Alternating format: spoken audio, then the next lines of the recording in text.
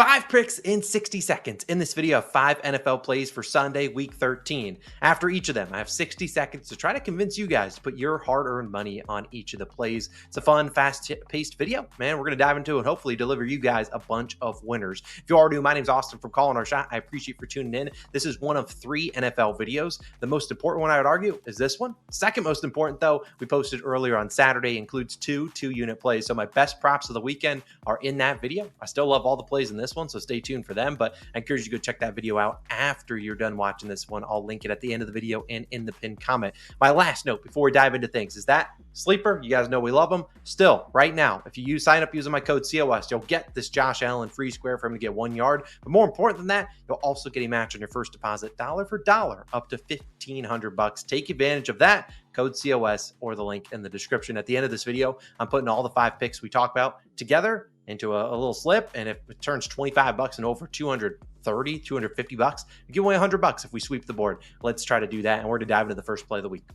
Here we go. His name is Alvin Kamara. I like his over 36.5 receiving yards, -110 on Bet365. I personally would play this about 39.5. If you're trying to lay a little bit more juice for maybe a parlay piece, I don't mind him maybe to get those 5 receptions, which is juice, which we'll talk about in a second. Again, I really like Kamara in the receiving game. Don't hate his rushing ability here, but I like the receiving game more. As always, we start the timer when I start my analysis. Here we go. Kamara so far this season has been pretty good. He's over this line in 7 of 11 games. And the Rams are a team that lead the NFL in hurry rate. So they're really getting the QBs fast. They're not blitzing a ton. They're about middle of the pack in terms of blitz percentage, but they have a great D-line that's getting to the quarterback. The problem was last week, what did they not do? They didn't stop the run. Last week, we saw Saquon Barkley have 255 rush yards. Now, Saquon also hit this over in receiving yards, and I imagine a strong focal point in the Rams defense room, scheme this week, the stop of the run. I mean, last week, you can't be giving up 255 yards to one guy.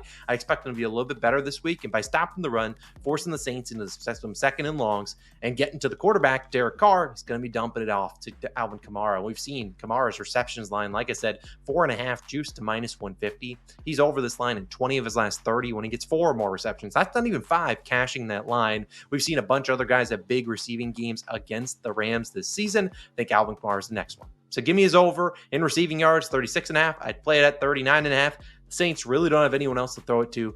You want to throw it to Marquez Valdes-Scantling, who just runs a fly route every down, or Taysom Hill. Yeah, it's going to go to Alvin Kamara. Let's just hope he can break a tackle or two and get some yards, some big chunk plays. My second play is going to be a guy by the name of Tyler Algier, the Atlanta Falcons running back, over 25.5 rushing yards, -113 on FanDuel. I would play this to 28.5. I really like the spot, though, for Tyler Algier, and I'll talk about right now.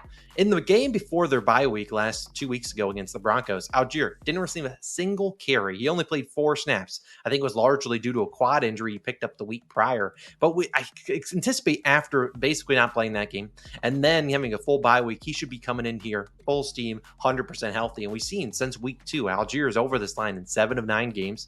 And we saw prior to that last game, and we're seeing him get anywhere between 5 to 12 carries. Now, I don't expect him to get like 18 carries like he saw in one game, and I don't expect him to see like 0 like he saw in their last game. And I love this matchup for him against the Chargers. Since week 4, the Chargers are allowing 5.1 yards per carry, second highest in the NFL. Now, sure, Bijan Robinson, I understand he's the lead back in this backfield, but still, this is not a guy in Tyler Algier that is completely a backup. They're like, hey, screw you, man. We ain't giving you the ball. Bijan's our guy. They still give him the attempts, and if he gets hot, they'll keep leaning on him. So I could see Algier finishing with anywhere between 7 to 9 rush attempts. He averages over 5 yards per carry. I think this line's a little bit low based off that 0 yards game. Tyler Algier, I really like this matchup for him. Give me his over 25.5 rushing yards. I like it up to 28.5. Sure, he's going to have to be a little bit efficient, but honestly, he's a really talented runner. I think he's back on track the week after their bye, back at home. Tyler Algier, big week for him. Not like 100 yards, but I think he easily gets into the 30s. My next play, though, we're going to do another 1-unit play. And this one is a 2-leg same-game parlay.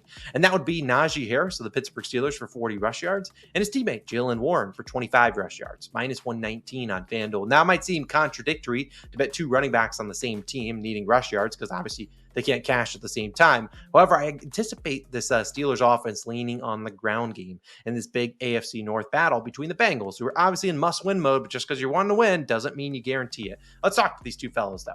Najee Harris has 40 rush yards in 10 of 11 this season. He's been really consistent. Hasn't been the greatest, most efficient guy, but he gets the rush yards, gets the attempts. Warren struggled to start the year with 25 rush yards in 5 straight, 40 plus in all 5. So he's really been coming on strong. Did outsnap Najee Harris last week, but that was a game they trailed against the Browns, that weird snow game, and he was the more explosive back there. They still love Najee Harris, and he's not going to go away, especially not in a big divisional game against the Bengals rush defense that he's actually played really well against. The Bengals rush defense has been better since earlier on in the season, but they aren't necessarily the most elite unit. They faced some bad rushing attacks like the Browns and the Raiders that has made them look good in terms of their numbers. I still don't trust them. We saw just last week before their bye, J.K. Dobbins and Gus Edwards, another two-back tandem. Cash this parlay. I think this is another tandem that can easily get their respective lines. If I had to pick one individual line, I'd probably lean towards Jalen Warren a tad more, but I really do think Najee can get 40 plus rushing yards. I don't anticipate them going air raid to try to match what the Bengals are going to do, which is them throwing it 100 times. I like these two guys on the ground. Keep the ball out of Joe Burrow's hands.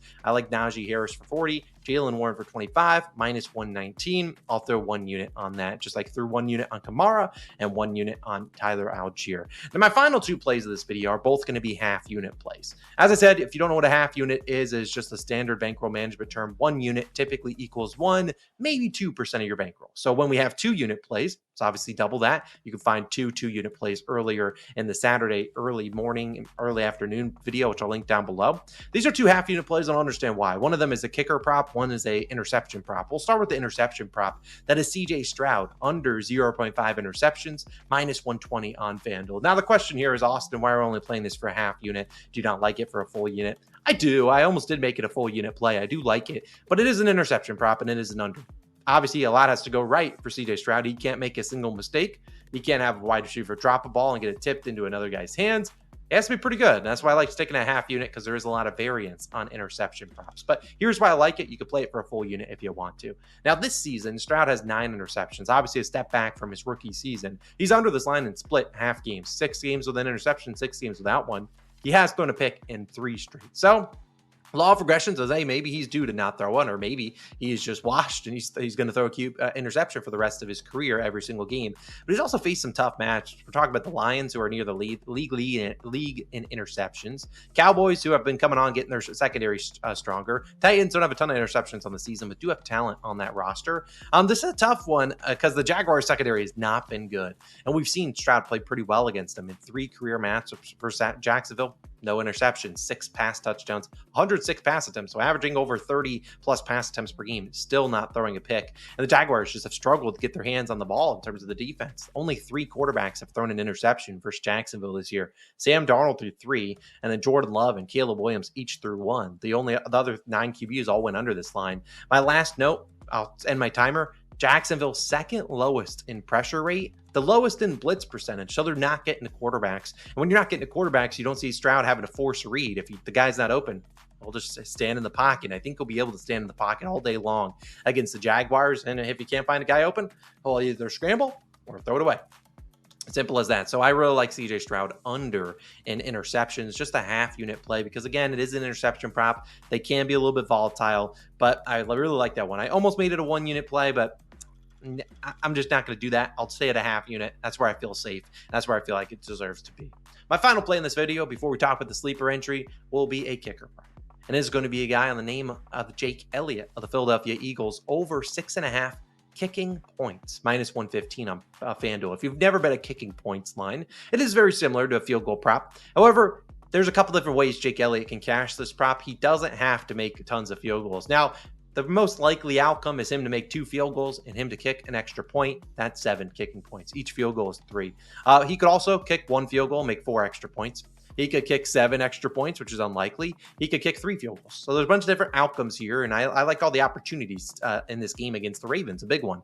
Now let's start my timer. Elliott's last 5 games, he has had 13, 4, 10, 8, and 13 kicking points. So over in 4 at 5, he's attempted 3, 2, 2, 4, and 3 field goals during that time. Now, he hasn't had the best season, I won't lie to you. He's hitting 77% of his field goals, but he is coming off a game he went 3 for 3. Obviously coming in here, hopefully with some momentum. And I love the matchup for him. 7 of 12 kickers to face Baltimore have hit this over, had 7+ kicking points. Of the 5 people, the misses that went under, 3 of them had a field goal attempt that they missed. If they had made that field goal attempt, they would have went over the 6.5.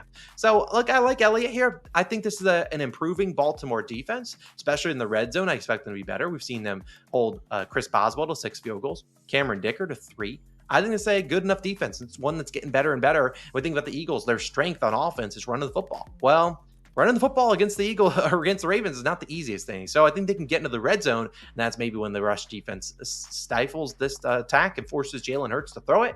And I don't know if I trust him a ton to throw it into some tight windows. Plus, I trust the Eagles defense on the other side to not let this game be a blowout. And so we should see maybe a battle of field goals in this one. Not like an 18-18 type game, but I do think that we'll see him kick enough field goals and have some extra point opportunities. Go over 6.5 kicking points. Again, just a half unit play.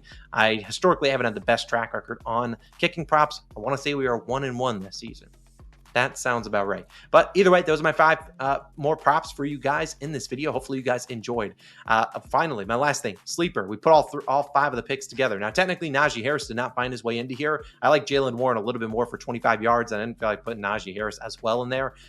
Sleeper doesn't have a 40+ line, if I'm not mistaken. So again, $25 on this turns into over 230. If this hits and we go 5-0, technically, we don't even have to cash the Jalen Warren, Najee Harris SGP if Najee doesn't come through. But if this hits, I'll give away $100. Just go down below, like and subscribe. I certainly appreciate you guys. Reminder, you can sign up for on a sleeper using code COS or the link down below. They'll match your first deposit dollar for dollar up to $1,500. Those are my favorite picks. Like I said, we have a couple 2-unit plays. They're linked in this video on the top. Go check it out. 2 2-unit plays, my anytime touchdown play, and another 1-unit prop. Encourage you to go watch it. Below it, it's going to be another video where we talk about all the spreads, money lines, and totals for week 13. Good luck on Sunday. Good luck on all your picks, and I'll see you guys back again in the next one for Monday Night Football. See you then. Peace.